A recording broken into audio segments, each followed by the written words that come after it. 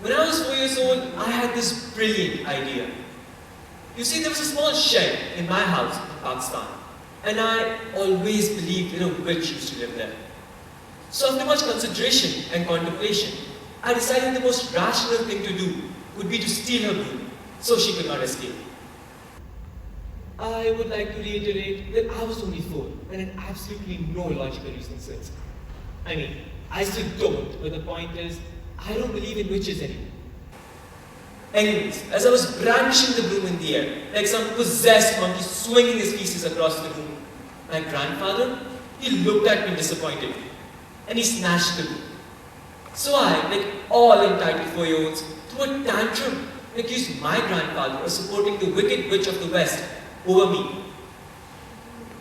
Later, after the dust had settled, my mother explained to me the reason why my grandfather took the broom was because boys don't hold brooms or clean brooms. And just like that, a catchy rhyme was hammered into the head of a 4-year-old. A rhyme where he learned about the privileges of patriarchy before he could learn his ABCs.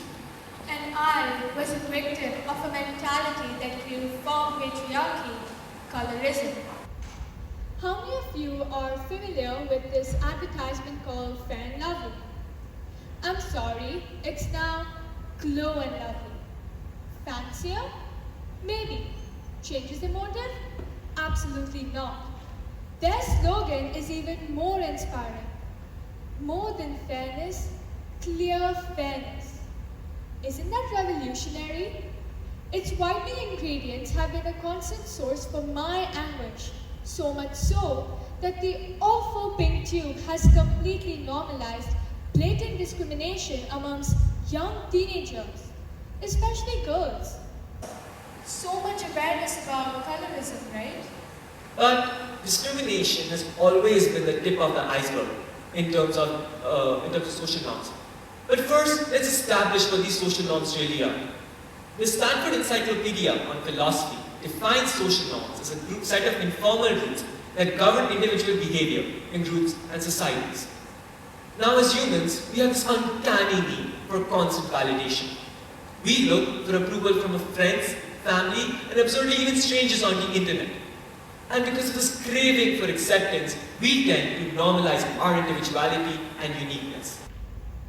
Social norms have existed since the emergence of advanced societies, and they tend to change in different cultures, eras, age groups, and even amongst different social classes. But the basic premise remains the same: to dictate a perfect and ideal way to live. But here's the problem. We are not perfect. We are not ideal. We often cannot live up to these social norms, and we find ourselves outcasts. The dilemma with social norms is that they shape the regressive thinking of another generation by continuing to stereotype and shackle oppressed groups. This regressive thinking then convinces people that they cannot reach their true potential, and this fallacy deprives youngsters of the platform they truly deserve. As teenagers, this predicament is evident as we all have our own insecurities, and when these norms gloss over our shortcomings, we tend to shatter like glass. So to conceal these insecurities, we hide behind filters on social media. We mask our thoughts to blend in, and we veil our personality to be more exemplary. Because all these unwanted comments, they impale us like piercing knives. This blade digs deeper into our wounds due to a very strategic capitalistic mind game: advertisements. Advertisements make a very huge impact on us young teenagers who grow up to be young adults. A researcher from the London School of Economics, Dr. Mary Martin, has found that teen advertising reduces the teenagers' self-esteem by setting unrealistic expectations for them about their physical appearances through the use of impossibly photoshopped posters in advertising campaigns.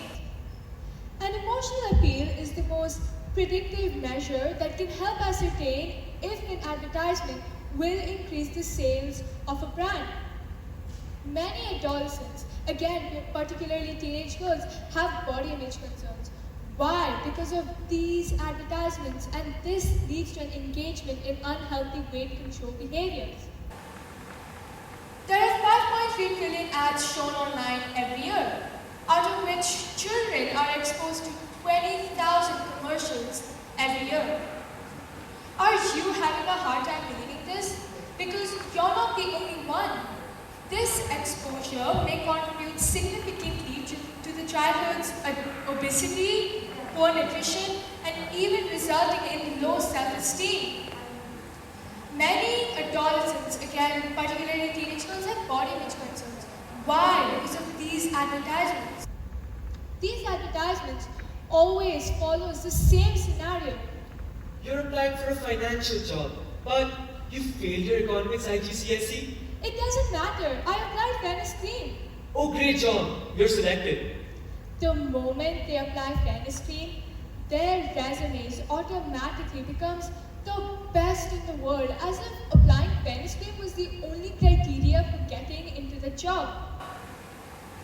Watching these advertisements at the age of 7 made me feel very, very insecure about my own complexion. The flames of negative thoughts engulfed me and my confidence was shattered into pieces. Imagine the future of 7-year-olds getting judged by their loved ones on the basis of these advertisements. Do you think this is right? This is not any physical or verbal form of abuse, but it leaves wounds just as deep. We seem to be growing up in a conflict of complexions which only results in a state of self-loathing. These regressive thoughts, they don't just hurt your self-esteem, but they also model your behavior.